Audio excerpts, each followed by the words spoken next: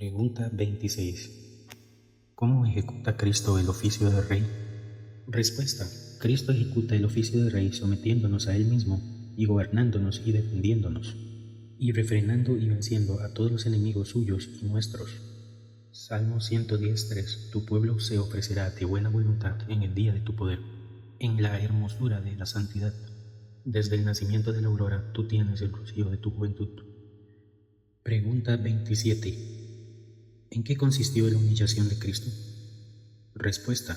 La humillación de Cristo consistió en haber nacido, y esto es una condición de bajeza, sujeto a la ley, sufriendo las miserias de esta vida, la ira de Dios y la muerte maldita de la cruz, habiendo sido sepultado y permaneciendo bajo el poder de la muerte por algún tiempo. Salmo 22:1. Dios mío, ¿por qué me has desamparado? ¿Por qué estás lejos de mi salvación y de las palabras de mi clamor? Pregunta 28. ¿En qué consiste la exaltación de Cristo? Respuesta. La exaltación de Cristo consiste en haber resucitado de entre los muertos al tercer día, en ascender al cielo, en estar sentado a la diestra de Dios Padre y enviar en el día final para juzgar al mundo. Salmo 68:18. Subiste a lo alto, cautivaste la cautividad, tomaste dones para los hombres y también para los rebeldes, para que habite entre ellos Dios. Pregunta 29. ¿Cómo se nos hace partícipes de la redención comprada por Cristo? Respuesta. Se nos hace partícipes de la redención comprada por Cristo mediante la aplicación eficaz de dicha redención a nosotros por medio de su Espíritu Santo. Tito 3:5 y 6. Nos salvó no por obras de justicia que nosotros hubiéramos hecho, sino por su misericordia, por el lavamiento de la regeneración y por la renovación en el Espíritu Santo, el cual derramó en nosotros abundantemente por Jesucristo, nuestro Salvador. Pregunta 30. ¿Cómo nos aplica el Espíritu Santo la redención comprada por Cristo? Respuesta. El Espíritu Santo nos aplica la redención comprada por Cristo obrando la fe en nosotros y de este modo uniéndonos a Cristo nuestro llamamiento eficaz. Efesios 3:17 al 19.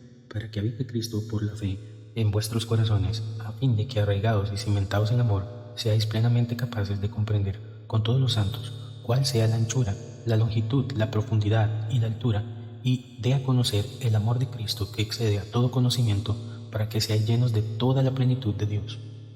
Pregunta 31. ¿Qué es el llamamiento eficaz?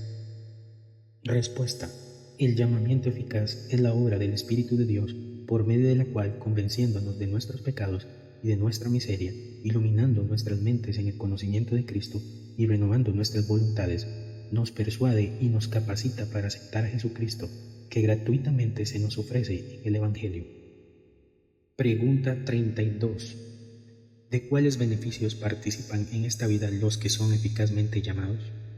Respuesta. Los que son eficazmente llamados participan en esta vida de la justificación, de la adopción y de la santificación, así como de los diversos beneficios que en esta vida acompañan a estas, o que se derivan de ellas. Efesios 1:5. En amor, habiéndonos predestinados para ser adoptados hijos suyos por medio de Jesucristo, según el puro afecto de su voluntad. Pregunta 33. ¿Qué es la justificación?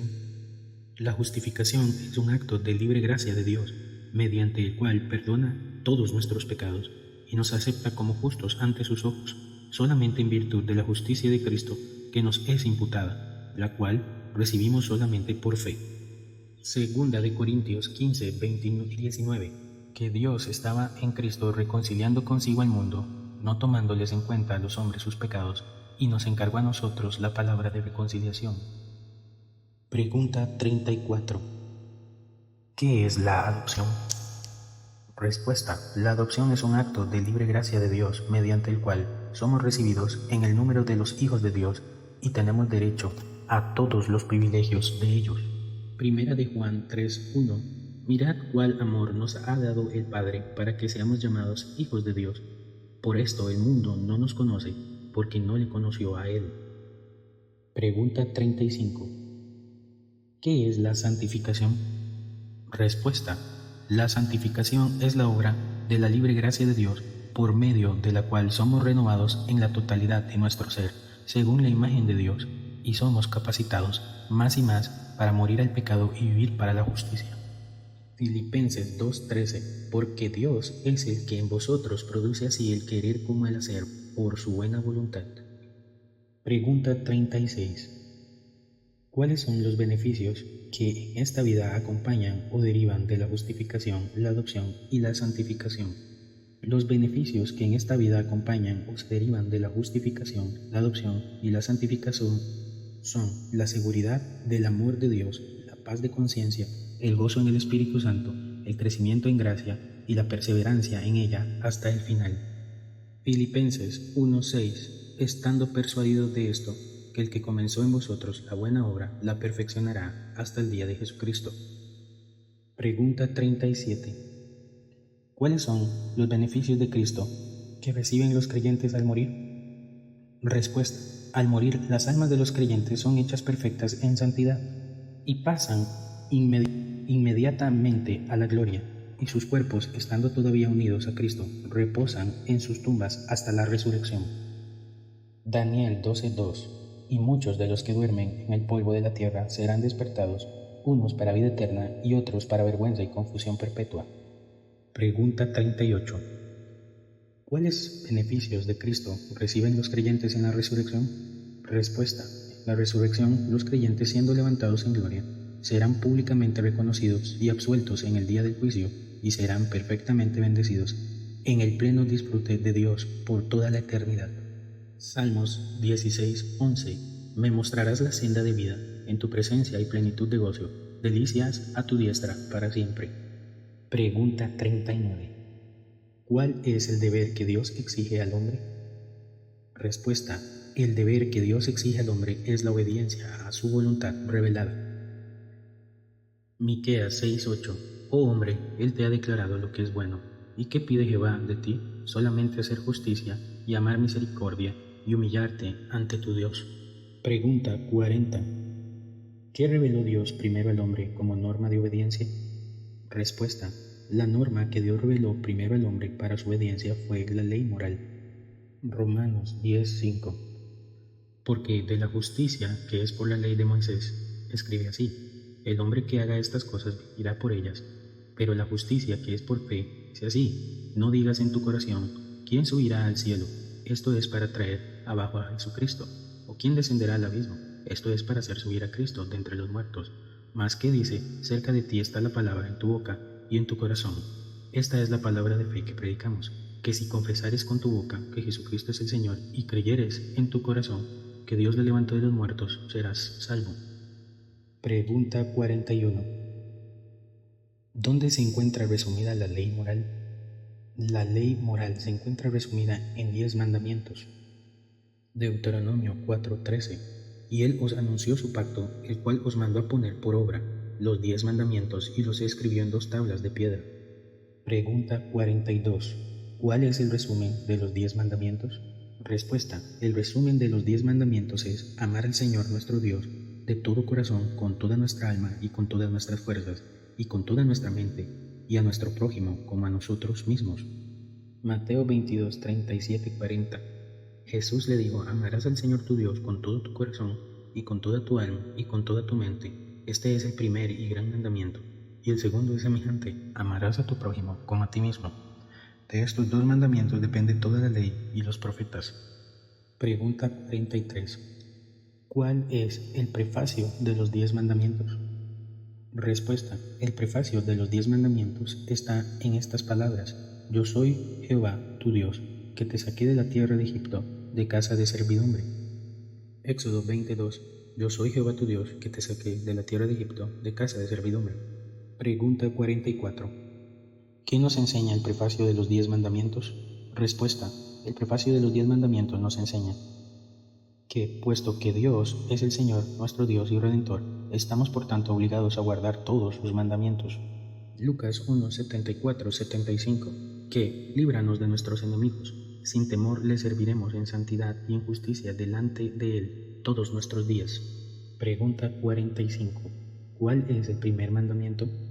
Respuesta. El primer mandamiento es: no tendrás dioses ajenos delante de mí. Éxodo 23. no tendrás dioses ajenos delante de mí. Pregunta 46. ¿Qué se exige en el primer mandamiento? Respuesta. El primer mandamiento nos exige que conozcamos y reconozcamos que Dios es el único Dios verdadero y que es nuestro Dios, y que le adoremos y glorifiquemos como tal. Salmo 29:2. Dad a Jehová la gloria debida a su nombre. Adorad a Jehová en la hermosura de la santidad. Pregunta 47. ¿Qué se prohíbe en el primer mandamiento? En el primer mandamiento se prohíbe negar o no adorar o glorificar al verdadero Dios como Dios y Dios nuestro, y rendirle a cualquier otro aquella adoración y gloria que se le debe solo a Él. Romanos 1:25-26. Ya que cambiaron la verdad de Dios por la mentira, honrando y dando culto a las criaturas antes que al Creador, el cual es bendito por los siglos. Amén. Pregunta 48. ¿Qué se nos enseña en especial por medio de las palabras delante de mí en el primer mandamiento? Respuesta. En estas palabras delante de mí contenidas en el primer mandamiento se nos enseña que Dios, quien todo lo ve, presta atención y se desagrada mucho del pecado de tener cualquier otro Dios. Deuteronomio 30:17. Mas si tu corazón se apartare y no oyeres y te dejares extraviar y te inclinares a dioses ajenos y les sirvieres, yo os protesto hoy que de cierto pereceréis y no prolongaréis vuestros días sobre la tierra a donde vais, pasando el Jordán, para entrar en posesión de ella. Pregunta 49. ¿Cuál es el segundo mandamiento? Respuesta. El segundo mandamiento es: no te harás imagen ni ninguna semejanza de lo que está arriba en el cielo, ni abajo en la tierra, ni en las aguas debajo de la tierra. No te inclinarás a ellas, ni las honrarás, porque yo soy Jehová tu Dios, fuerte, celoso, que visito la maldad de los padres sobre los hijos, hasta la tercera generación de los que me aborrecen, y hago misericordia a millares, a los que me aman y guardan mis mandamientos. Éxodo 24. Al 6. Pregunta 50. ¿Qué exige el segundo mandamiento? Respuesta. El segundo mandamiento exige recibir, observar y guardar puras y completas todas las ordenanzas y adoración religiosa tal como Dios las ha establecido en su palabra. Deuteronomio 12:32. Cuidarás de hacer todo lo que yo te mando, no añadirás a ello, ni de ello quitarás. Pregunta 51. ¿Qué se prohíbe en el segundo mandamiento? Respuesta. El segundo mandamiento prohíbe la adoración a Dios por medio de imágenes o cualquier otro medio que no esté autorizado por su palabra. Éxodo 32:5. Contexto: rebelión del pueblo de Israel. Y viendo esto, Aarón edificó un altar del becerro y pregonó Aarón y dijo: mañana será fiesta para Jehová. Pregunta 52. ¿Cuáles son las razones que sustentan el segundo mandamiento? Respuesta. Las razones que sustentan el segundo mandamiento son la soberanía y el dominio de Dios sobre nosotros y el celo que Dios tiene por la adoración que le rendimos. Salmo 95:2. Lleguemos ante su presencia con alabanza, clamémosle con cánticos. Pregunta 53. ¿Cuál es el tercer mandamiento? Respuesta. El tercer mandamiento es: no tomarás el nombre de Jehová tu Dios en vano, porque no dará por inocente Jehová al que tomare su nombre en vano. Éxodo 27. Pregunta 54. ¿Qué exige el tercer mandamiento?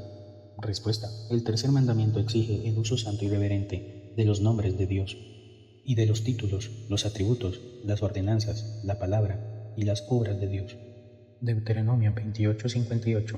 Si no cuidares de poner por obra todas las palabras de esta ley que están escritas en este libro, temiendo este nombre glorioso y temible, Jehová tu Dios. Pregunta 55. ¿Qué prohíbe en el tercer mandamiento? Respuesta. El tercer mandamiento prohíbe toda profanación o abuso de cualquier cosa por la cual Dios se da a conocer.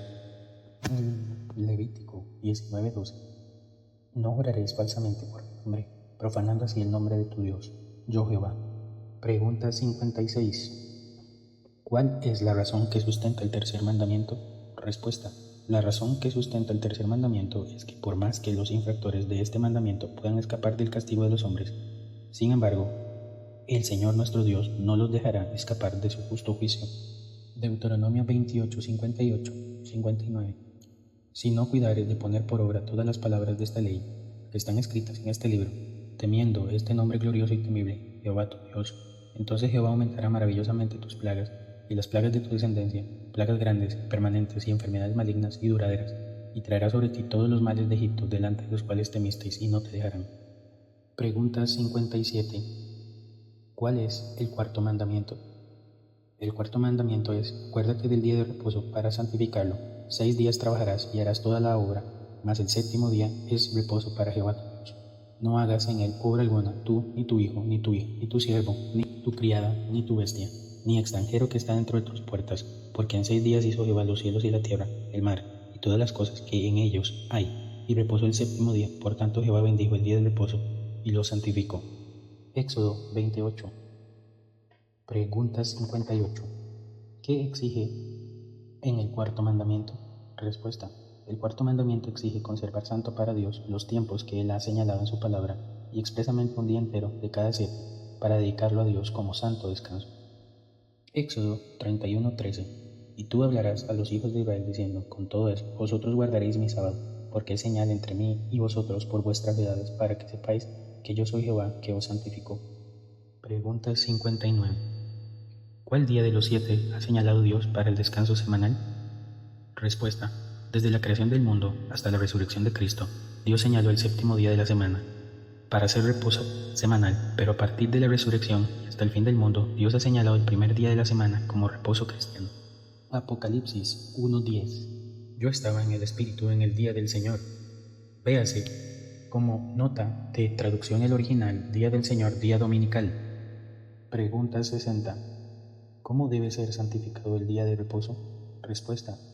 El día de reposo debe ser santificado mediante un santo descanso durante todo este día, aun de aquellos trabajos y recreaciones cotidianos que son lícitos en los demás días, utilizando todo aquel tiempo para ejercicios públicos y privados de la adoración a Dios, salvo la parte de dicho tiempo que se dedica a las obras de necesidad y misericordia. Mateo 12, del 1 al 8. En aquel tiempo iba Jesús por los sembrados en un día de reposo, y sus discípulos tuvieron hambre y comenzaron a arrancar espigas y a comer. Viéndolo los fariseos le dijeron: he aquí tus discípulos hacen lo que no es lícito hacer en el día del reposo. Pero él les dijo: ¿no habéis leído lo que hizo David cuando él y los que estaban tuvieron hambre? ¿Cómo entró en la casa de Dios y comió los panes de la propiciación, que no les era lícito comer, ni a él ni a los que estaban, sino solamente a los sacerdotes? ¿O no habéis leído en la ley cómo en el día de reposo los sacerdotes en el templo profanan el día de reposo y son sin culpa? Pues os digo que uno mayor que el templo está aquí. Y si pudierais saber qué significa misericordia quiero y no sacrificios, no contenderíais a los inocentes, porque el Hijo del Hombre es el Señor del día